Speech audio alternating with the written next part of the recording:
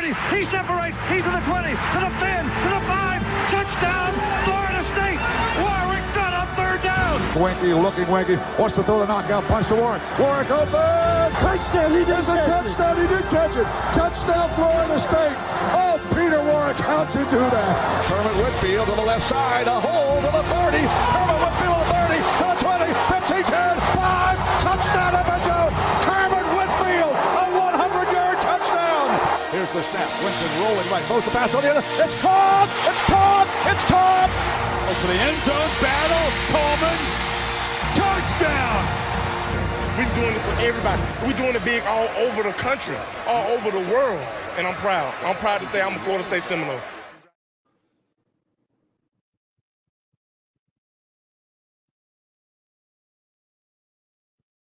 He separates.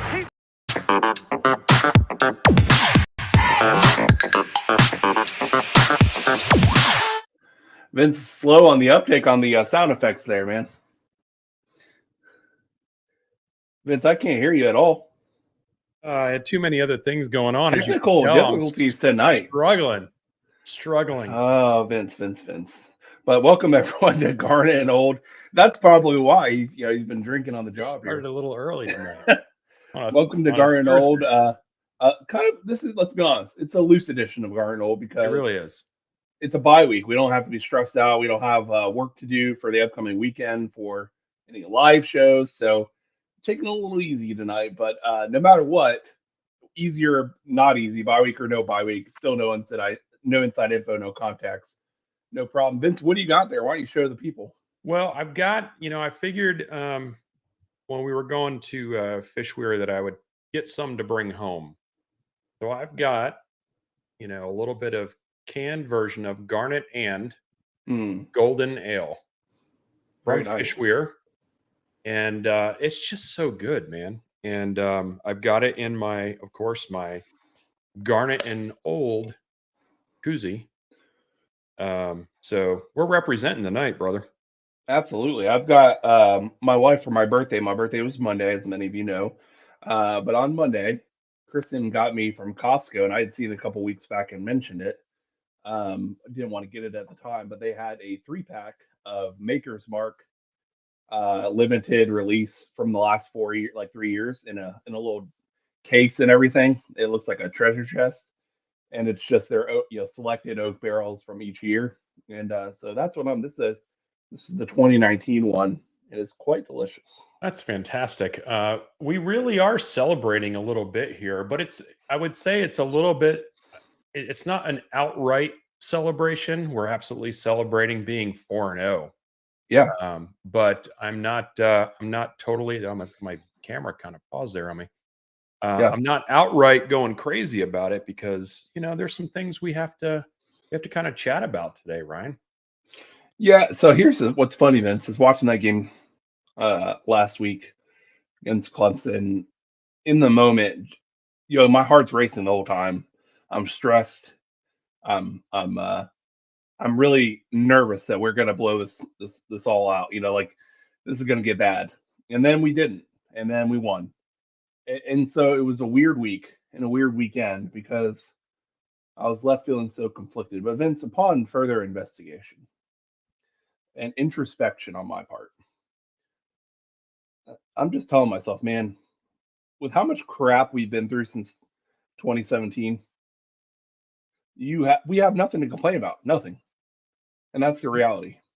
No, we really don't. And the only thing that's keeping me from, totally, going crazy in the celebration realm is that we had a certain amount of expectation for certain parts of how the team would look and how they would perform. And,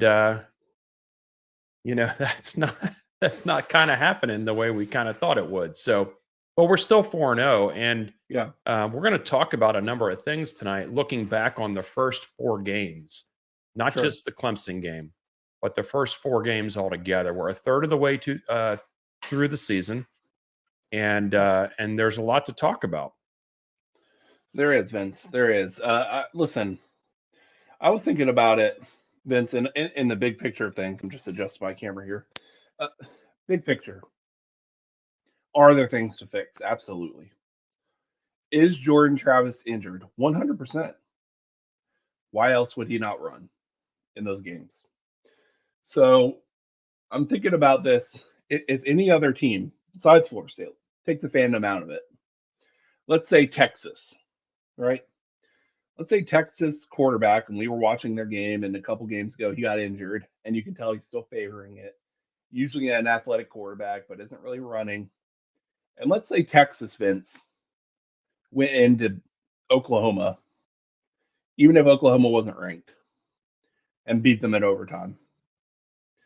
I feel like from the outside, as not a fan, a big fan of Texas football, I don't dislike them, but just not in that fandom, I would be like, hey, that was a solid win. They're pretty dinged up, and to go to Oklahoma and get that win, that's a big time victory, right? So I'm trying to apply that to us. It's hard not to feel more, know more when it's your team, but to be honest with you, how hard is it to win at Clemson? Look at their record at their home over the last decade. Look at how much we struggled at Clemson, even when we were on top of the world, Vince. Even aside from take that 2013 season out, because that was just a dominant team. They were not going to be stopped. But anytime we've gone to Clemson, it's been such a hard-fought victory, even if we were amazing in the game and played really well. So to come out and play a C game and we still win, I'm giving us some more credit than I initially did. Yeah, I think so too. I've kind of evolved into that over the course of the last 3 or 4 days when I start, adding up all of the things that happened, right? And I'm not just talking about in that game, the things that led up to that. Injuries, guys being sick. I mean, all of that plays into it. And then also, if you look at the way Clemson started this season, right? And there's kind of a little bit of a false confidence on the way they look. Yeah, Which is why I thought we'd win by more. sure. But looking back on it now, I think what we're in, and I think most of the people you listen to today and any day would tell you that Clemson is a lot better than what their ranking, which is a non-ranking, would suggest. Yeah, And we could look at it and say, well, yeah, no kidding. I mean, they've been recruiting at a high level for a decade.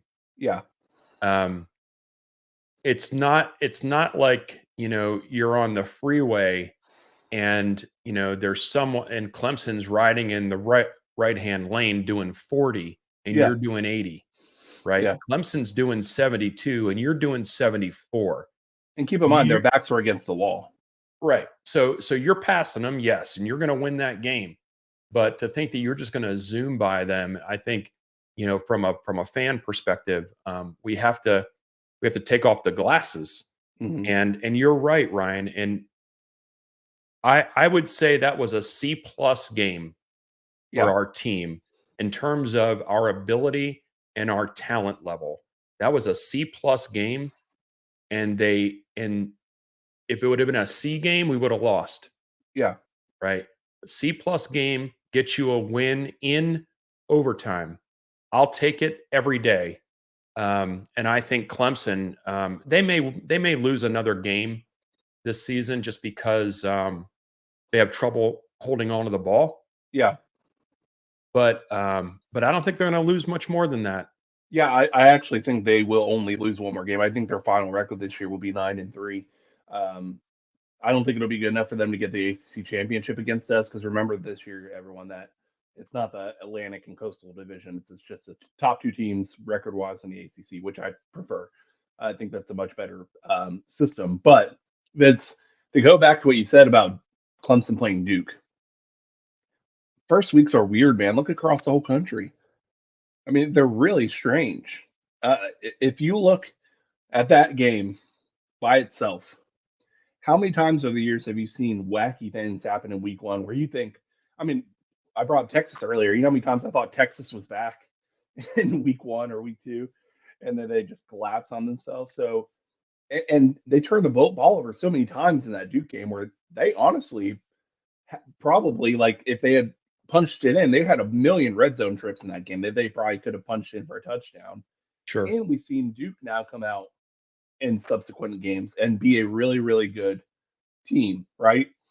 So I think that if Clemson played the same Duke team 10 times, I think Duke wins 5 and Clemson wins 5. Yeah, I agree with you on Yeah. that. And the other thing to consider is early in the season like that, they got a brand new coordinator Mhm. and they've got a quarterback that hasn't started a lot of games. Yeah. So the fact that they weren't, hitting on all cylinders is probably expected. Now, what you Yeah. don't necessarily expect is the clown car of turnovers, Mhm. right? That you maybe don't expect, but yeah. So I think Clemson is obviously better than people maybe thought. Yeah. Dropping them out of the rankings, like it was like a sinkhole. Yeah. They were gone. I mean, that is a function of the conference name. Yeah. For We sure. all know that. We all know that. So, Yeah, I heard someone say this week, Vince, and it makes perfect sense. Do you think Clemson's better than Colorado? Clemson would throttle them. Right. And Colorado was ranked. That's all you need to know about college football.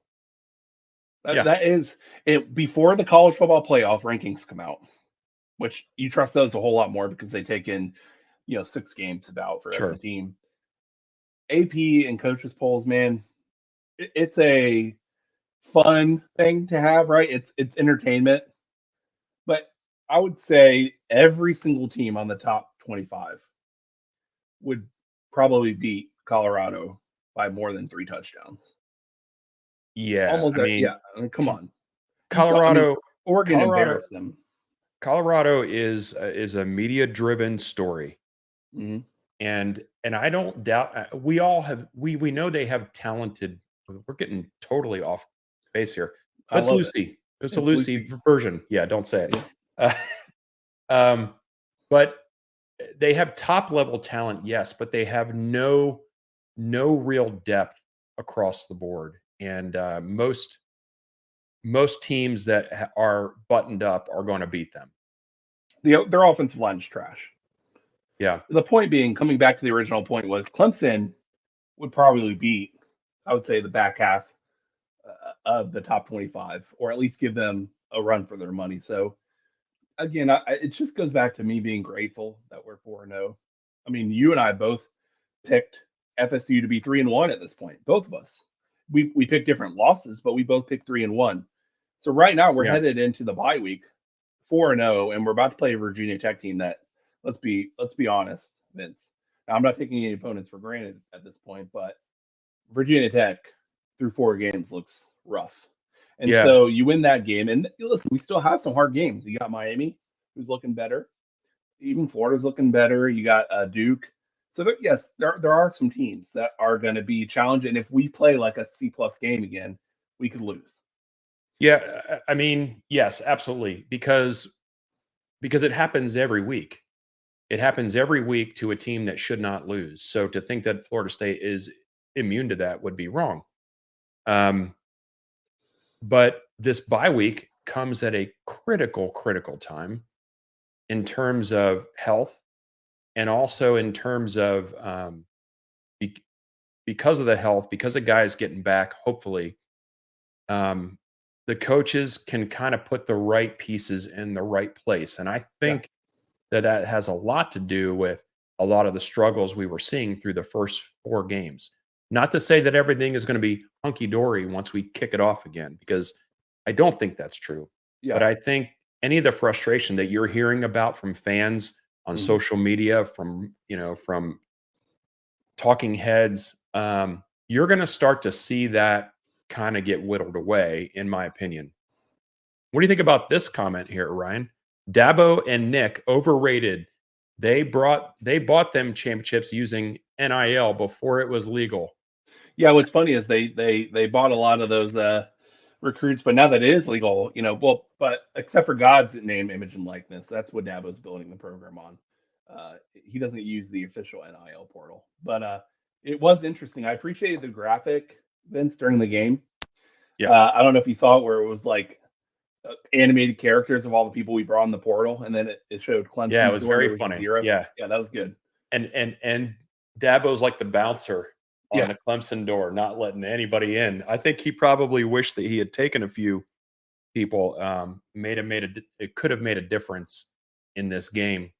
Immaculate's got a nice reply there about that. Yeah, the Bagman conference is not as dominant now that everybody is kind of playing the game. Yeah. That's absolutely. The numbers play it out. You can see it. It's true. It's All over the country, not just our conference too. Yeah, look at the Pac-12. They may be look the at- best conference right now. Look at the SEC eating themselves alive right now. I mean, it's safe to say, based on record and eye test, Vince, I don't think the SEC is the best conference this year. No, I don't think so either. And I think it's it's a common idea.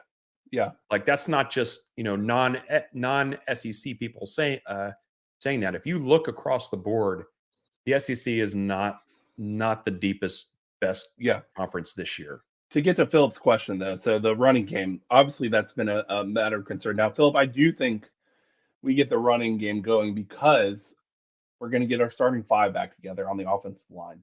I really believe that coming out of the bye week, we're going to have Robert Scott back, right? Maurice Smith, hopefully. From what I hear, he's practicing. So, Vince, I think he just got dinged. Got a little, it was a little like pulling him out of the game was more cautionary against Clemson. Right.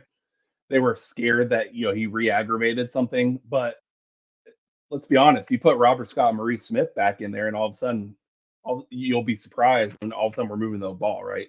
Yeah, for sure. I had a little time today to put this PFF chart together, and I know this show here and our shows in general are not, digging deep into the metrics necessarily. It's kind of not our game, but you have some drive cleanup time. But the V drive, which didn't happen this week, disappointing. But it will happen. Was saving all the files for tonight.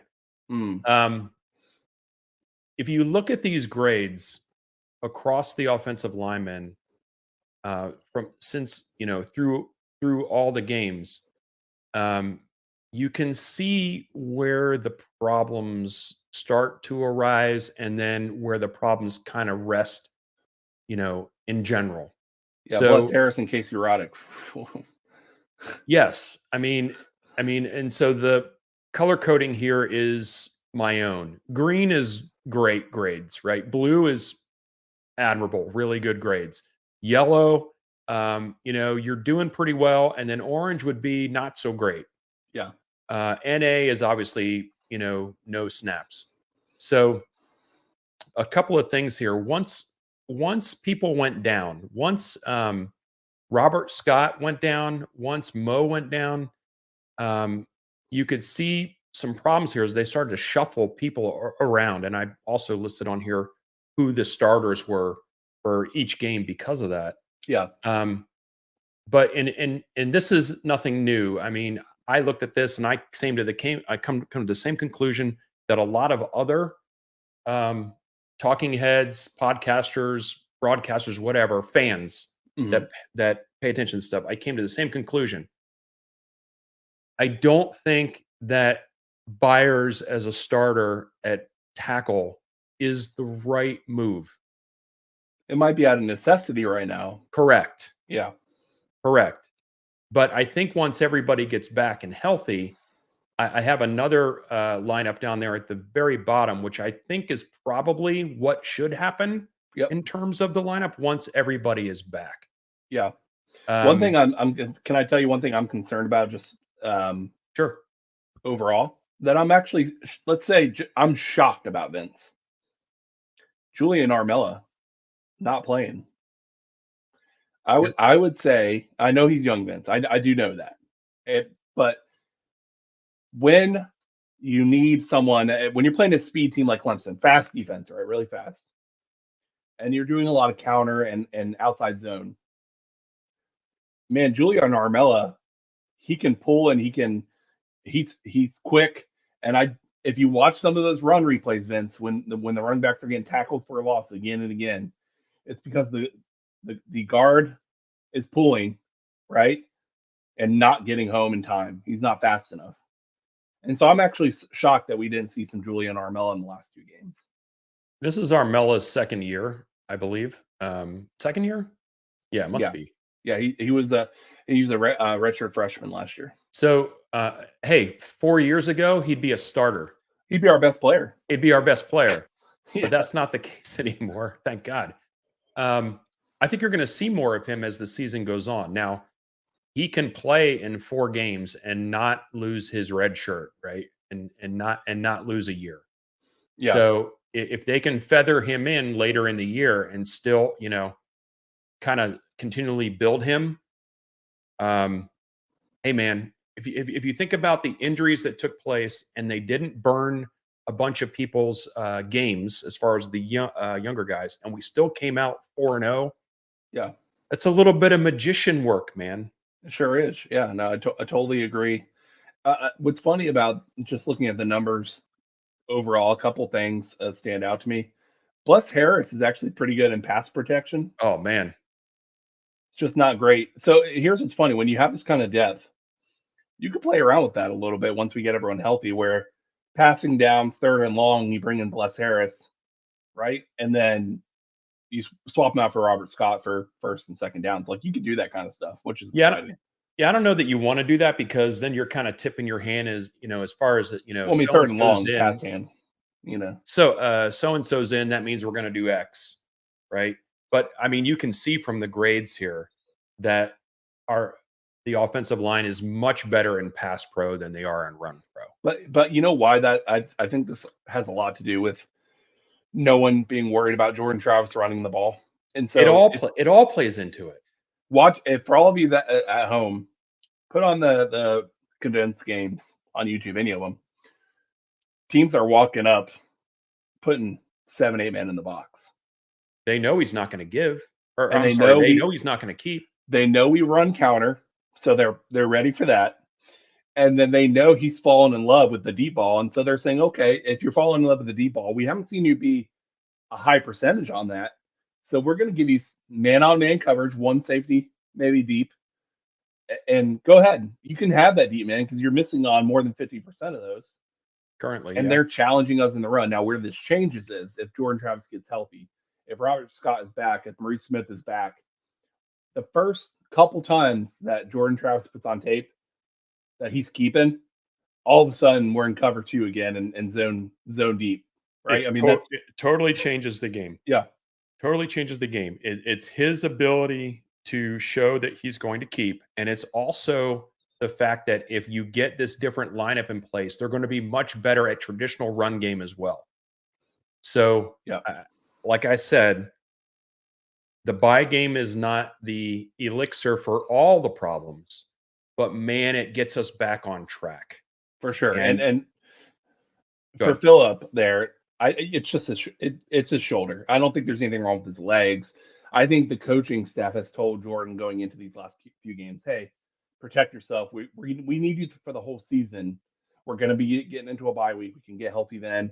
I think that there was a very clear message to him the last 2 weeks to just, after the injury, to just take it easy and try to stay in the pocket unless you absolutely have to, which is funny because when we absolutely needed a touchdown, he ran a QB draw and got it in. Think about that, though. Yeah. They're so committed to keeping him healthy that we almost blew 2 games because of that. I wouldn't call it the Clemson game blowing a game. I would say the Boston College. It would have cost us competing as closely. I do agree with this in certain ways. Okay, so read it. So make sure anybody's listening and not. All right. So for those, we had a guest post on here. We need to get a little bit more creative with run, maybe wildcat and stuff. But I believe all the weapons outside are more pass happy this year. Here's the thing, Vince. My number one takeaway from this. Trayshawn Ward is missed more than we thought he would be missed. Yeah. Now, Vince, I told you in the offseason, there's a couple shows where I was very, very adamant that I thought losing Trayshawn Ward was a big deal. I liked Benson's talent. I liked the way he ran the ball, but I said, listen, Trayshawn Ward got you those tough yards. He found the openings, and they loved him in Wildcat. Boy, did they love him in Wildcat. And some of this, Vince, the other part of it, the last 2 years, we had to scheme up those things to win games. We didn't have the overall talent where we could just body people up and win with traditional offense. So we had to get a little gadgety, right? Have a little fun with it. So I think you will see some interesting things after the bye, because that's usually when you install some new things. But I think it really just comes down to they believe, the coaching staff does, and maybe they're right, that they don't have to do that stuff to win anymore, that they have the wide receivers.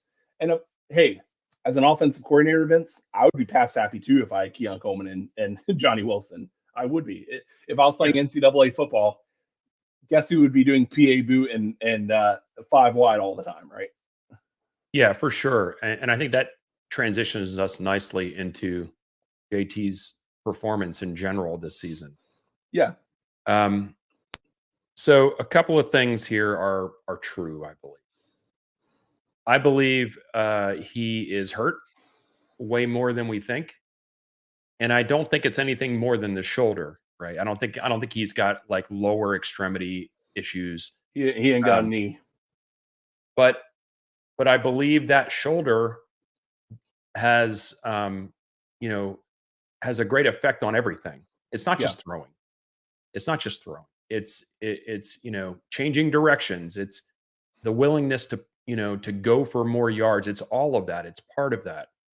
I also think that part of that's also the reason why his passes haven't been as great, right? So, if you've ever thrown a ball before, you say, well, it's not his throwing shoulder. Why does it matter? Well, you use your whole body when you throw. Especially when he likes to throw on the jog a lot, Yeah. So, I mean, all of that plays into it again. And I keep going back to it. Getting some people healthy is going to you'll start to see some more momentum into what we expected to see. I don't think, I started hearing things and seeing things about, why don't we throw more to the middle of the field? Why don't we throw to the slot receivers? Why? I don't think you can base that thought process on this past game. No, you can't. And why is that, Ryan? Well, so here's the thing. When a team like Clemson gives you single high coverage, you take the deep shot. That's the call. Absolutely is the call. If you're playing zone, if you're playing off coverage, hey, underneath, hit people for days, tight end. But when you're going to play press coverage all day, the call on the field is to go deep. Right, and he does that. And but again, his throws aren't as accurate because of what's going on. So that's why you see a downtick in the completions there, right? But the other thing why you can't really base that idea on this past game is because Clemson's linebackers were just, we love Jaheim Bell and we love Destin Hill. We love all these guys. Let me tell you, that linebacking core for Clemson is no joke. Yeah, they're NFL studs. So you can't, and if you want to look at the Boston College game and go, okay, why didn't we do it there? Okay, I get it. But we actually, Jaheim Bell was very involved in that game. We did. And also in the LSU game and in the Southern Miss game, it was happening quite a bit. Yeah. So, and then you go to Boston College and then Jordan gets hurt and then you hit Clemson and then the linebackers are elite. Yeah. There are reasons why those things didn't happen. It's not like all of a sudden the coaches are like, we're just throwing outside the numbers from now on. Yeah, they're not using Jeff Bowden's playbook, from 1990, from 2000. It comes down to, Vince, that I promise you guys, I will put money on this if someone asks me to. There's one guy that we know that I wouldn't put money on it with because he won't pay me. But I will put money on, Vince. When you see us play, let's say Virginia Tech, it's going to be all over the field, spread all over again. But we can beat up with Destin Hill and the tight end room on most teams in the ACC. But Clemson, is as good, if not better, than any other linebacker crew in the country. And when we see people play Georgia, Vince, we don't go, oh man, their offensive line playing against Georgia looks awful. No, Georgia's defensive line is freaking incredible. Yeah. So when we play lesser competition, guess what? Ball gets spread around. And I do think Jordan Travis is getting healthier this week. I'm sure no contact, no problem this week. He's not getting touched. They're probably gingerly walking him around and monitoring that shoulder 100%. In fact, Vince, I would, if it was me, not a lot of them, but I would give Tate Rodemaker some extra reps just in case. I mean, because for those of you who, I mean, I've never had a bad shoulder injury, but from me watching football long enough, they don't always go away even with 2 weeks rest.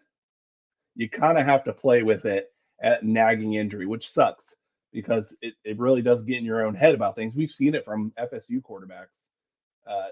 Jordan Travis, his first year starting for us in 21, Vince, almost every other play he was walking off the field with his shoulder hanging and would stop to play through it. So I think it's the same thing. And it seems like this is just a recurring kind of injury for him that's happened a couple times over multiple seasons. So we might not have him running a whole lot the rest of the season. But what I do know is that the competition, you're not going to have Clemson linebackers. That's right. The deal is we don't need Jordan to be Jordan against the next couple teams. Yeah. When you hit Duke, probably, right? Yeah. That's And a game where Miami. you probably want him to have the wheels ready to go. Yeah. But it's kind of a gradual bring back. And you can do that, again, beating Clemson the way we did with the C+ game for whatever reason, whether it's injury or sickness or whatever. Beating them with the C+ game is like a godsend because now we can continually get people right and have better production because of the people on the other side of the line. Yeah. And what's fun is, Vince, we were 4-0 last year, but we probably, if you were to put me on the spot, Vince, our best 2 wins are probably better than any 2 wins of anyone in the country. Oh, right now? Yeah. Oh, yeah. I mean, 2 non-home games against LSU, who's probably the best in the SEC right now, and against a Clemson team that if they hadn't, I mean, first of all, I'm mad at them for losing against Duke because we would have had game day and the whole 9 yards there. But name another team that's played 2 out of away games. No, there's not. And you brought up the polls a little bit ago, and the polls are just, I mean, they used to matter. Yeah, they used to matter, and it's fun to talk about, right? There's a lot of people angry because Florida State dropped 2 spots basically, even after wins, and it's like if you look at it again, that has to do with the conference we're in. If Clemson had not lost to Duke, it would be a much better. That would be a much better win, obviously, because they would still be ranked. Yeah. But because it's the ACC and the bottom dropped out and they kicked Clemson to the curb, it's like it's ridiculous. It's all if Clemson and Florida State were in the SEC right now, Clemson would still be ranked right now with 2 losses. I bet they'd have a quality 25. Well, they'd have 2 quality losses. Yeah, instead of a disappointing against Duke and Florida State. So it's ridiculous. And Vince, real quick, if we're ready, because I think we're all on the same page on identity. There isn't one right now, and that's not always great. And my biggest fear in the identity situation is you need an identity to consistently continue to win. I do fear, Vince, you can be happy about 4-0, and I am. I'm so happy. If someone said, Brian, put money down right now, I'd say we lose a game this year, the rest of the year. I don't know which game. If we play like the way we've been playing the last 3 games, we lose a game this year. Mm-hmm. Absolutely. And so you hope that in the next 2 games, an identity starts to form, people get healthy, and then I can say, oh, we're not going to lose a game. We're good. We got an identity back. In the past, the identity was Trayshawn Ward, eating people alive on the ground, and Jordan Travis making plays with his feet and throwing the ball crazy down the field. You only have half. You only really have a third of that puzzle right now. Jordan's not running. Trayshawn Ward's not running out of the locker room, unfortunately, and so you really only have Jordan throwing it deep. Now it's fun. Keon Coleman is a beast, and thank God we have him, right? Because if we don't, I'm not sure that we beat Clemson. But you need a little bit more than that. So my hope going forward, Vince, is that the identity starts to form that if I'm the coaching staff, Vince, hey, I love to run the ball. I'm Mike Norvell. I've done an amazing job of running the ball of my whole career, really. This is a pass-first team. My offensive line can block pass coverage.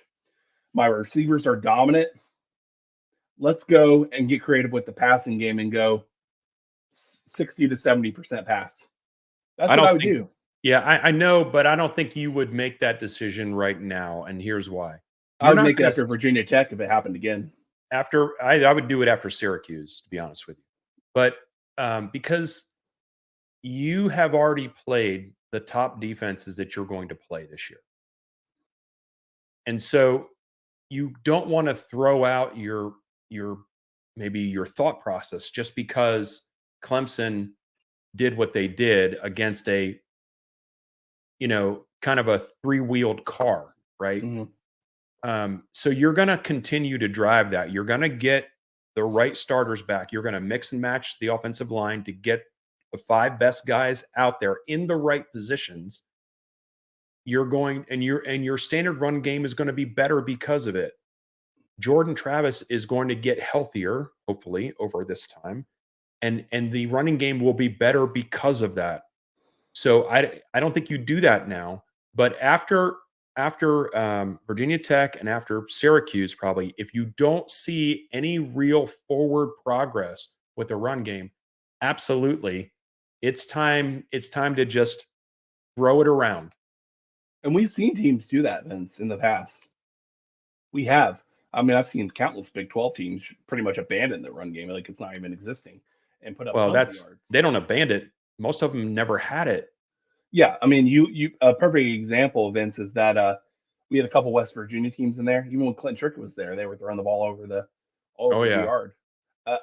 It's one of those things that you cannot be so head in the mud that I'm going to run my offense no matter what. I don't think we're there yet to make that change, but I'm getting nervous.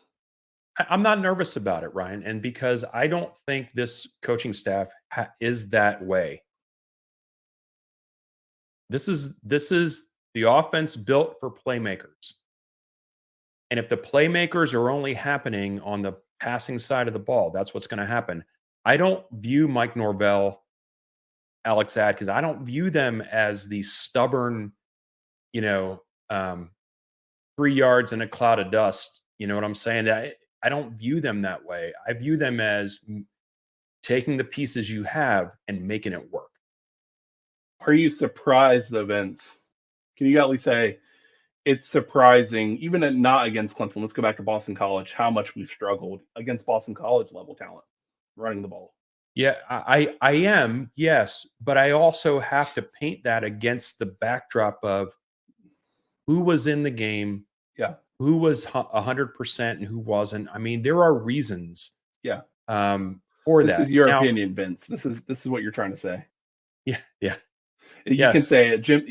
We aren't Jimbo stubborn where we're running James Blackman out there to run a high tempo offense. Yeah. Not only you're not doing that, you're not running yourself out on the field in the middle of a play. He should have made the tackle. I would have made the tackle. He should have made the tackle. Yeah. Yeah.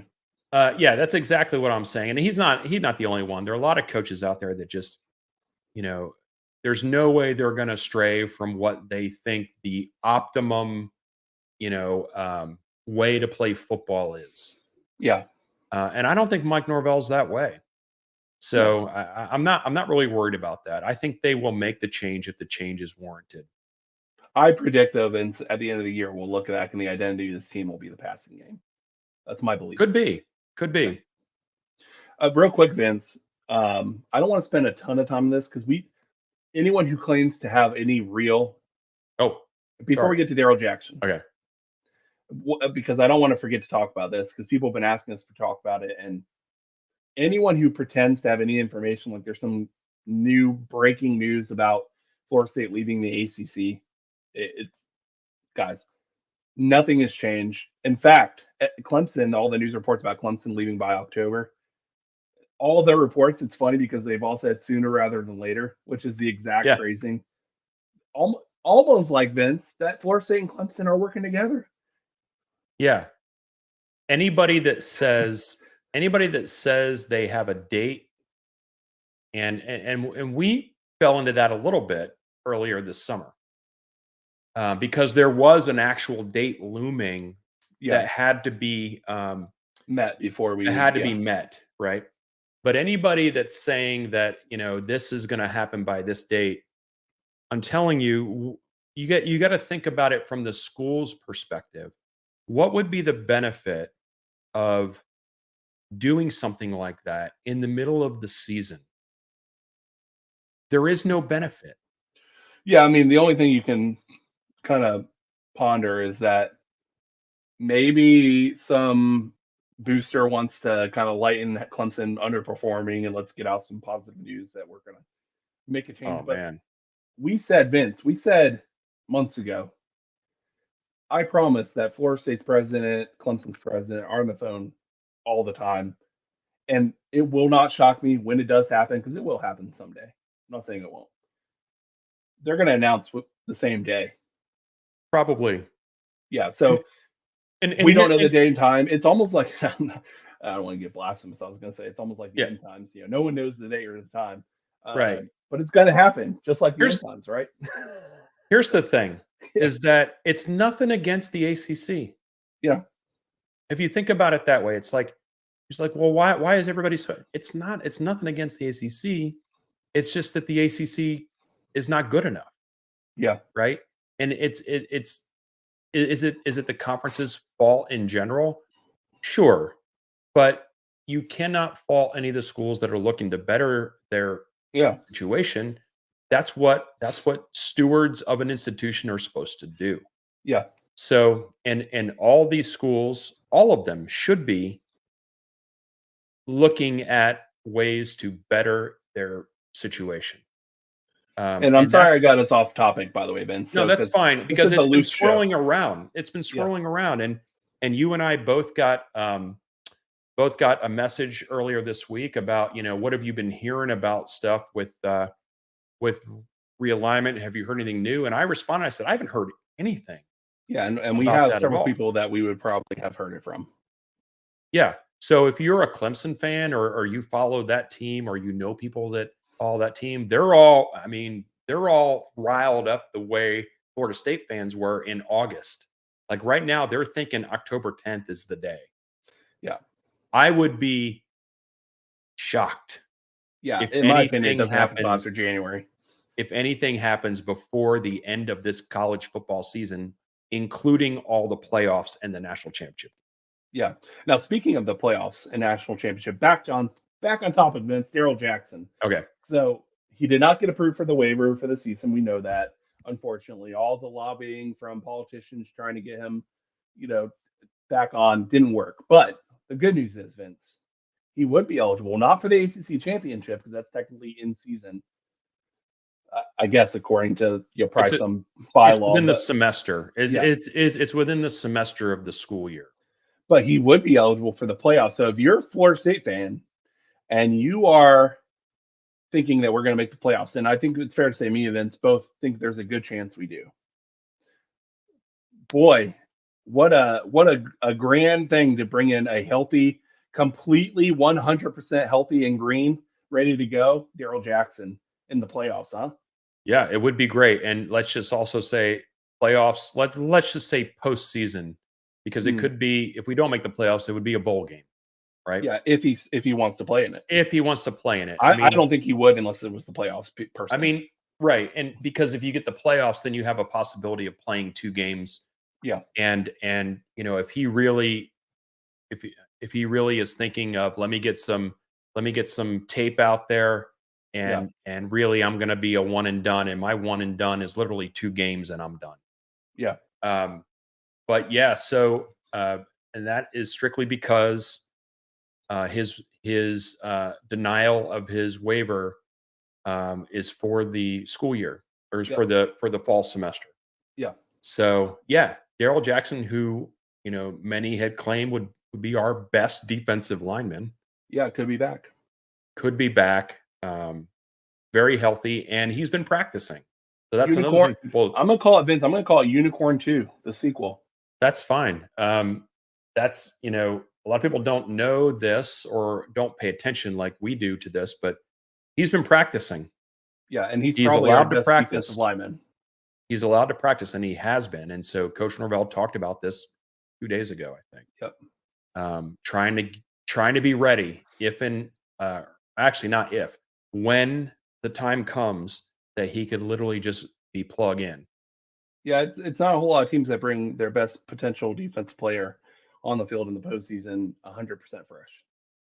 Yeah, it's gonna be awesome if that happens. What a story that will be. They talked about Clemson's kicker Hollywood ending that did not work out for him, but maybe Daryl Jackson's does. So Vince, I don't think we have a whole lot more to talk about except for a few things.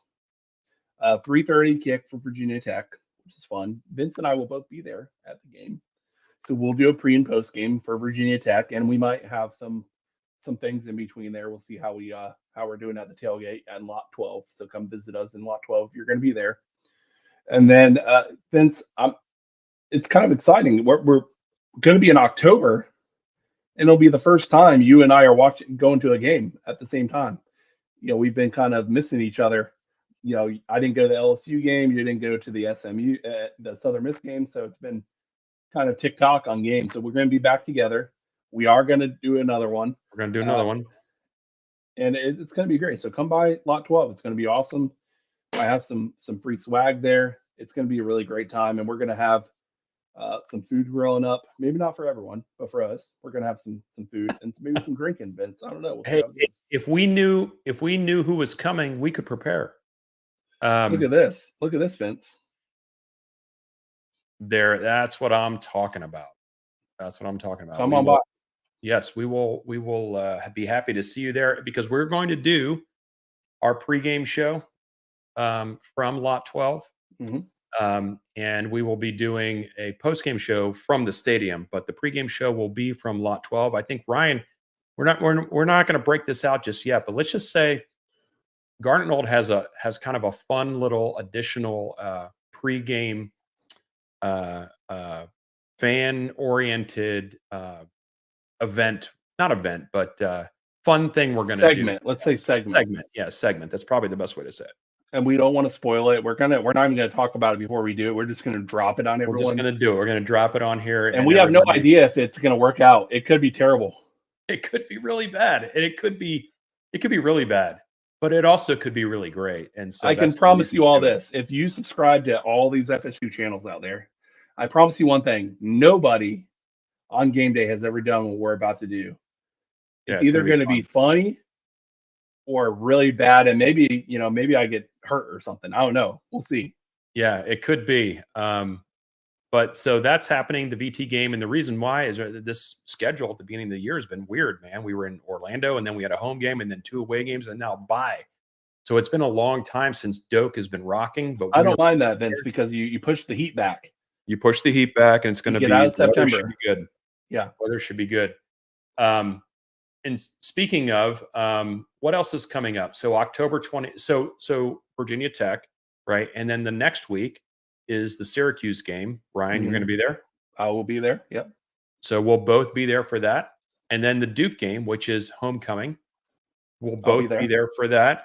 It's going to be a busy 3 weeks in a row there. I will be a little bit occupied because I'll be doing the alumni band that week. And then October 28th is the next Fishweir Brewing event. So on October 28th in Jacksonville, Florida, at Fishweir Brewing, Garnet and Old will be doing their pregame, halftime, and postgame show with a contingent of alumni marching Chiefs in tow. The first event was great. and it was a lot of fun. And so hopefully, if you're in the Jacksonville area, October 28th for the away game against Wake Forest. It's gonna be fun. I mean, the first one was great that we did with Boston College. Even though that game was uncomfortably close to the end, the atmosphere at Fish Square was electric, and that was for a noon game. So I'm hoping that this isn't a noon game. Special teams. Hey, I just want to say, Let's all talk good. about it. Oh, sure. It's fine. Yeah, we're good. Yeah, I think it's been good, man. It's been real good. I mean, the punting's been excellent. Yeah. And I want to jinx it, but the place kicking has been great. And then was it the Clemson game or the Boston College game? They had actually set up to do that kind of trick play that kick the Yep. punt return trick play didn't actually work out, but they had set that up again. The only things that I really can think of that have gone awry would be the squib kick against Boston College. Yeah. You gotta fall on that ball. Yeah. What else? And Keon not knowing whether to touch or go. But that was one time. Overall, for the whole year, kicking has been good. I think punt return and kickoff return has been almost every kickoff return has been over the head and fair catch. Like we haven't really had a lot of chances at kickoff return. Look at that. Yeah. I thought you was talking about me for a second, Vince. Well, Ryan, you have been awesome compared to your struggles that you had. You were struggling last year, but you have. Yeah, really that might be the most true statement we've ever had on Garnet and Old. That's a little double entendre there. We got Ryan, who is awesome now, but not so great last year. Good job, Ryan. Yeah, I've improved a lot. Let's see what else we got, Ryan. Anything else you think about? Shannon wishing me a happy birthday in the chat there. Your lovely wife. Thank you, Shannon. I had prompted some people to give you a little bit of birthday love on the Garnet and Old page on Facebook. Hopefully you saw that. I did. I got plenty of love from people, friends and family. So it's been, yes, Brandon says, we know. I'm just messing around, but it's been a Ryan, you're 57 now. What? Yeah, 57 and a half. No, I'm 36. I am 36. And Philip, the last question we're going to take tonight, Philip, he says, any progress on getting the Chiefs to away games? Not anything meaningful. Unfortunately, they were not the Clemson game, and it was stuck out like a sore thumb because all you could hear was some faint war chant in the back from fans, but it was very disappointing. Yeah, here's the thing about that is we're not going to get any change this year. We're just not, and that's unfortunate. But I'm trying to promote following years, and if you are, the Chiefs should be going, and I say this over and over again, but hashtag where are the Chiefs? Hashtag SCATDT. When you're on social media during an away game, start doing that. I think if we, again, you start getting some momentum behind these things, then maybe things start to change a little bit. Absolutely, Vince. Well, it's been a blast and a really good show. Lots of interaction with our audience, so we appreciate it. If you know people that like Florida State, even casually, or if they like other FSU podcasts, hey man, we like them all. So share our feed on YouTube or on podcast services with friends, family. We'd love to have you on board. Every week we're growing, which is great. But really excited to have more people interacting on the live shows, and hope to see everyone in Lot 12. Talk about the tickets, Ryan. You got to talk about the tickets. Oh, look at that, Vince. See, if you're going to do that, then I'm going to hit you up with this. I got to do this. So here's the thing. Also, it's not going to work right now, but I'll do it for you, Vince. We're giving away. There you go. We're going to give away 2 tickets to the Miami game, and a parking pass if we get 2,000 subscribers on YouTube. Get your friends to subscribe. Get them there. We want to give these things away. So I'm begging. Let's make that happen. But hey, everyone, have a great rest of your week. Enjoy the bye week. Enjoy other teams losing while we just don't have to do anything, and then get refocused for the Virginia Tech games. A lot of changes hopefully coming that are positive improvements to our team. Get healthy and let's go Noles to Virginia Tech, and let's keep this undefeated streak going, Vince. It's going to be fun. Absolutely. Garnet and Old, no inside info, no contacts, no problem. Send Chiefs all the damn time. Go Noles. Go Knowles, everyone. Have a great Thursday.